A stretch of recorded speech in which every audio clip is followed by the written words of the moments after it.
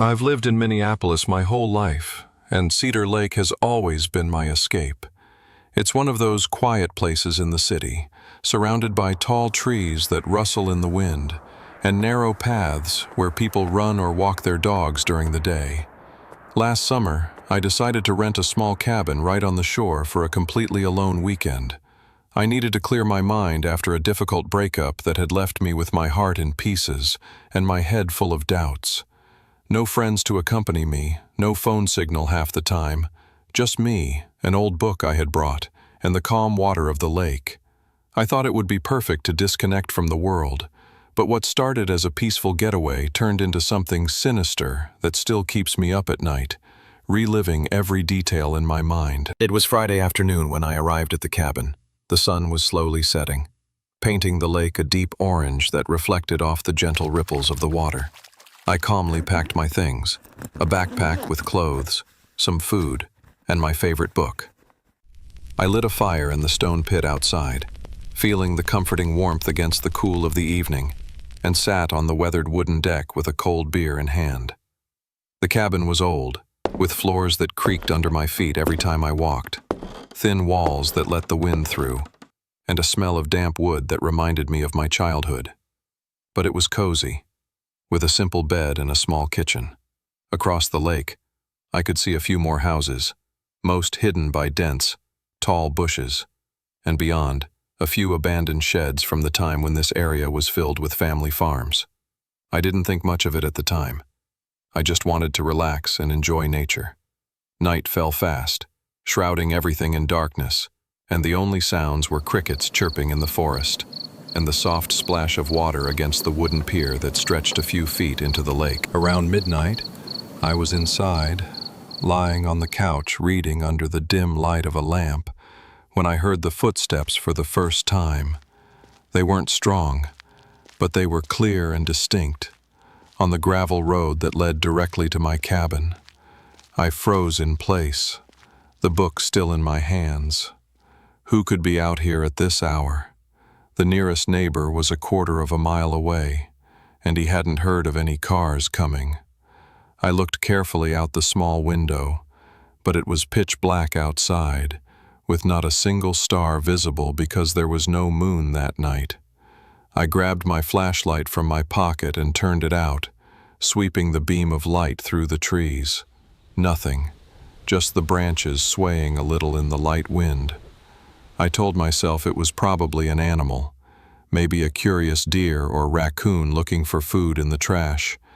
But in the back of my mind, something didn't fit. The steps had been too slow, too deliberate, as if someone was measuring every movement carefully. I locked the door, making sure the latch was securely attached, and went to bed. But sleep didn't come easily. I tossed and turned for hours, listening to every noise in the forest. Around 2 a.m., it happened again. Steps, much closer this time, right up to the wooden deck.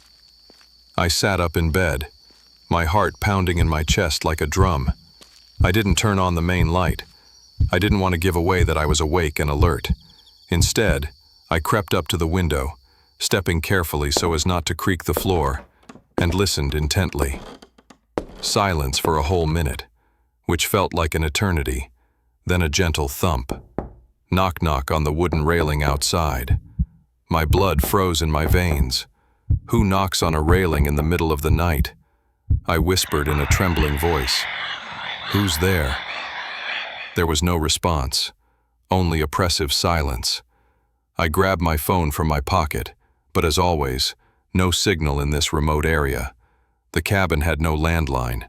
It only depended on mobile coverage that was constantly failing. I waited there, standing in the dark, sweat dripping down my back despite the cold. Then a shadow moved through the window, blocking the little light coming in. She was tall, distinctly human-shaped, but she could not make out details in the gloom. She stood there for what seemed like an eternity, just looking inward.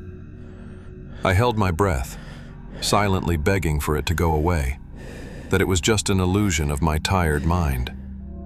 Finally, the shadow moved slightly, and I heard the footsteps moving away again towards the gravel road. I didn't sleep the rest of the night. I just sat with my back against the wall, listening. Morning finally came, with sunlight filtering through the thin curtains, and I went outside cautiously. There were no visible traces on the gravel, because it had rained lightly during the night, washing away all traces. But on the terrace, I found a small stone, placed right where the blow had been. It was not a common stone around here. It was smooth and round, as if it had been polished by the bottom of the lake for years. I ignored her as best I could, convincing myself that they were area kids joking or something harmless. I spent the day walking the trails around the lake, trying to relax and enjoy nature. I saw a few people, joggers with headphones, a family having a picnic under a tree, but no one who looked suspicious or out of place. That night, I decided to build a campfire bigger than the previous one, hoping that the bright light and smoke would deter whatever was lurking. I sat outside late, watching the flames dance and listening to the water lapping the shore. Around 11 p.m., the footsteps returned. But this time they were coming from the dense forest behind the cabin, not the main road. Crunch, crunch, stopping right at the tree line where the darkness was deepest. I turned on my flashlight with trembling hands, and for a fleeting second, I saw eyes reflecting back into the beam of light. Human eyes, wide open and staring with an intensity that chilled me. Then they disappeared in the blink of an eye. My hands trembled as I shouted hoarsely, "Get out of here! I have a gun!" He didn't really have it, but he hoped the threat would scare the intruder. It didn't work. The figure came out of the shadows, just enough for me to see it clearly in the flickering light of the campfire. He was a man, tall and thin as a stick, wearing dark clothes that looked soaked and dripping, as if he had just come out of the frozen lake. His face was pale, almost gray in the orange light, with sunken cheeks and sunken eyes. He didn't say a word, just stood there, his head tilted slightly to one side, staring at me. I stepped back toward the cabin door, fumbling for the knob with clumsy fingers. "What do you want?" I shouted again, my voice breaking. No response. He took one step forward, then another, his shoes leaving wet marks on the floor. The campfire crackled loudly, casting strange, elongated shadows on his gaunt face. I swear by everything that his eyes didn't blink once during that eternal moment. I rushed into the cabin, locked the door immediately, and pushed a heavy chair against it to reinforce it. The knocking began again almost instantly, but not at the door, but at the side window. Knock, knock, slow and rhythmic, like a sinister metronome. I huddled in the far corner, phone in hand, desperately begging for a signal bar that never showed up. Hours passed like this, with the intermittent beating, my mind spinning over terrifying possibilities. The pounding stopped around dawn, when the first rays of sunlight began to illuminate the interior. When I finally mustered up the courage to get out, with full daylight, the stone was back on the terrace, larger this time, with what looked like deep scratches, marks that might have been hastily scribbled letters, but too faded and blurry to read clearly. I packed my bags in a hurry, packing everything into the car without order, and left early, driving straight home without once looking back in the rearview mirror. I reported him to the local police as soon as I arrived in town, but they shrugged it off and said that with no concrete evidence, he was probably just a harmless homeless person or a teenage prankster. They checked the area out of courtesy, but found nothing out of the ordinary. But here's what really haunts me to this day. A week after the incident, I was absent-mindedly surfing online and stumbled upon an old news article about a tragic drowning on Cedar Lake years ago during a fierce storm. One man had disappeared in the choppy water, and his body was never found despite extensive searches. His family said he had been acting strangely in the previous days, knocking on strangers' doors at night, desperately seeking help for reasons no one understood. They showed an old photo in the article. It looked exactly like the guy I had seen that night. the same wet and wrinkled clothes, the same pale and emaciated face. The article mentioned that some locals still report sporadic sightings near the shore, shadows appearing and disappearing in the fog. I haven't been back to Cedar Lake since, not even during the day. Sometimes, late at night in my secure apartment in the city, I hear soft knocks on the front door. I never answer. What if it's him, still wandering, still searching for something that only the lake knows? I'm Alex, and along with my friends Jake and Sarah, we spent a weekend at Sarah's parents' house near Lake of the Islands in Minneapolis. Sarah's parents had gone on a business trip, leaving us in charge of the house. It was just the three of us, young people in their 20s, excited to have the place to ourselves. The house was large, overlooking the lake, and we had planned to relax, have barbecues, and maybe go boating on the small boat they kept on the private dock. It was summer, the weather was perfect, and we had no idea that that afternoon everything would turn into a nightmare that still haunts us. That afternoon, after having some sandwiches for lunch on the terrace, we decided to go sailing. The lake was calm, with the sun shining high and reflecting off the water like diamonds. We got on the boat, a small motorboat that Sarah knew how to handle well, and we went out into the lake. We laughed, told silly jokes, and enjoyed the wind in our faces. We sail aimlessly, passing elegant houses and wooded areas. In the distance, on the opposite side of the lake, we saw something strange. Lights flickering in a house we knew was abandoned. It was an old mansion, famous in the area for being empty for decades, with ghost stories that locals told to scare children. But those lights, they were real, yellow and trembling, as if someone were inside with candles or lanterns. "What the hell is that?" I said, pointing toward the house. Jake narrowed his eyes, and Sarah slowed the boat. "They look like lights in the upper windows. Has someone entered? We should check it out," suggested Jake, always the most adventurous. Sarah hesitated for a moment, but curiosity won us all over. "Okay, let's see closely. But we just watched from the boat, okay?" she said. We sped up there, the boat cutting through the water with a low hum.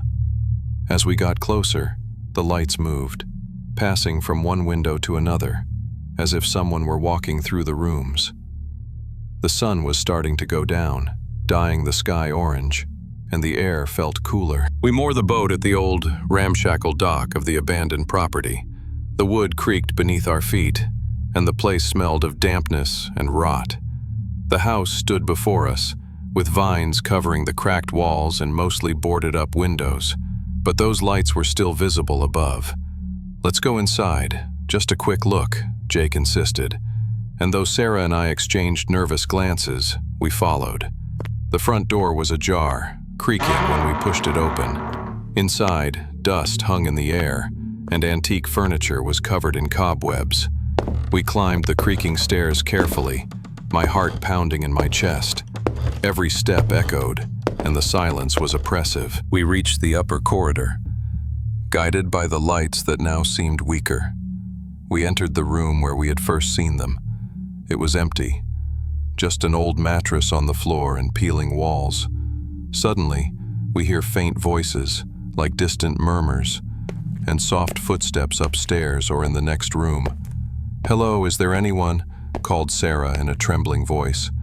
The murmurs intensified, like muffled cries, and we felt a cold presence, as if someone were watching us from the shadows. It was almost night now, the daylight fading fast. Panic invaded us. "Let's get out of here," I shouted, and we walked out in terror, stumbling down the stairs, crashing into the walls in the growing darkness. We arrived at the dock panting. But the horror did not end. Our boat was missing. The rope hung loose, as if someone had untied it. "Where's the boat? This isn't funny," shouted Jake, looking around frantically. Then, from the house, we heard loud, heavy footsteps, like several people running after us, approaching quickly. Without thinking twice, we jumped into the cold water of the lake. We swam with all our might, the icy water burning our skin, fear giving us energy.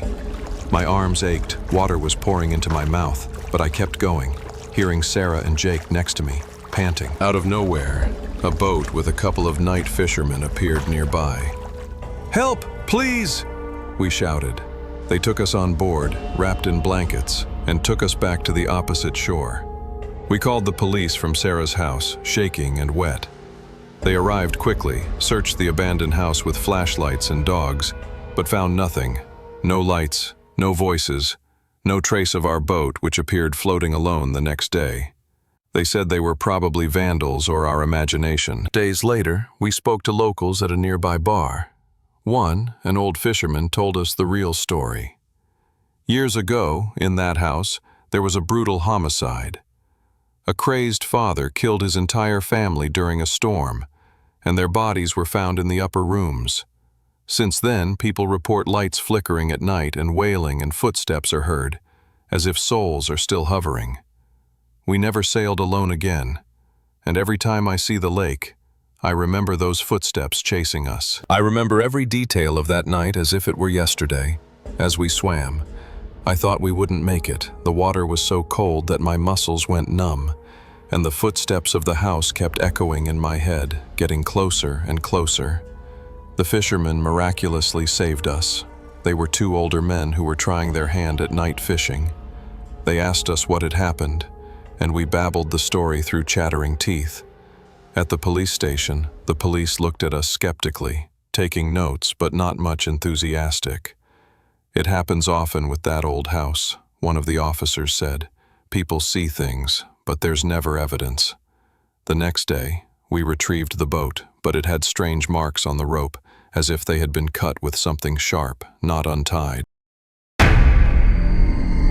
My name is Emily, and last summer I went to spend a week at my parents' lake house in Bde Maka Ska, the largest lake in Minneapolis. It was a beautiful place during the day, with crystal clear water and walking trails. But that week, everything changed for a fierce storm and something much worse. My parents had an engagement in the city, so they left me alone with my Doberman, Max, a loyal and protective dog who always made me feel safe. It was raining heavily when they left, the sky gray and thunder rumbling in the distance. "Close everything well, honey," my mom told me before leaving, "and don't go out in this rain." I nodded, hugging Max, and locked the door, putting the extra deadbolt on and checking the windows one by one.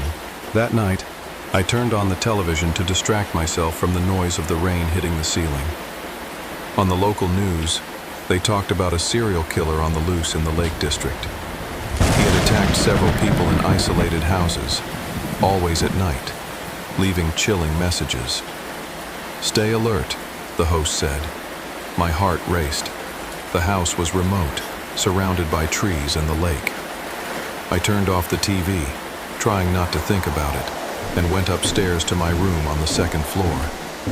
I locked myself inside, with Max at my feet, and sat in front of the mirror to comb my long hair, damp from the humidity of the air. The rain kept falling hard outside, creating a steady rhythm that made me sleepy. I lay on the bed, reaching under the mattress as I always did for Max to lick me, confirming that I was there. I felt his tongue warm and rough, and I smiled, feeling a little more confident. "Good boy," I muttered, and fell asleep in spite of the storm. Hours later, I woke up to a sound, constant dripping from the attached bathroom. Drip, drip, like a poorly closed tap, but more intense, almost rhythmic. I looked at the clock, 3 a.m. The rain had subsided a little, but the trickle persisted. I tried to ignore it, but I couldn't. It was irritating and sinister in the silence. With my heart pounding, I got up, turning on the lamp on the small table. Max didn't move. I thought he was asleep under the bed as he liked. I walked slowly to the bathroom door, which was ajar. The drip became stronger, more viscous. I pushed the door open, my hand trembling, and went in. The bathroom was dark, only lit by the light from the room. The drip was coming from the bathtub. With an upset stomach, I slammed open the curtain. There was Max, my poor dog, hanging from the shower hook, dead, blood dripping from his severed neck to the floor. I screamed, backing away, tears welling up. On the foggy mirror, written in blood, "I am here." Terror invaded me. If Max was dead here, who had licked my hand under the bed, who was under my bed at the time, I ran to the door of the room. But I heard a noise, a low whisper, like a muffled laugh from under the bed. I didn't look back. I went out into the hallway, stumbled down the stairs, and ran through the rain toward the main road. A passing car saw me and stopped. They were neighbors who returned late. We called the police, who searched the house. They found no one, only Max's body and the message. The killer was never caught, and I wonder if he's still out there, waiting. If these stories have chilled your blood to the bone, like the video and subscribe to Mr. Night Terrors for more true-to-life creepy stories that will keep you awake. Leave a comment below sharing your thoughts. Have you ever had a terrifying encounter at a lake in Minneapolis or anywhere else similar? Share it in detail, and your story may appear in a future video for others to hear. Stay safe out there, especially near water at night.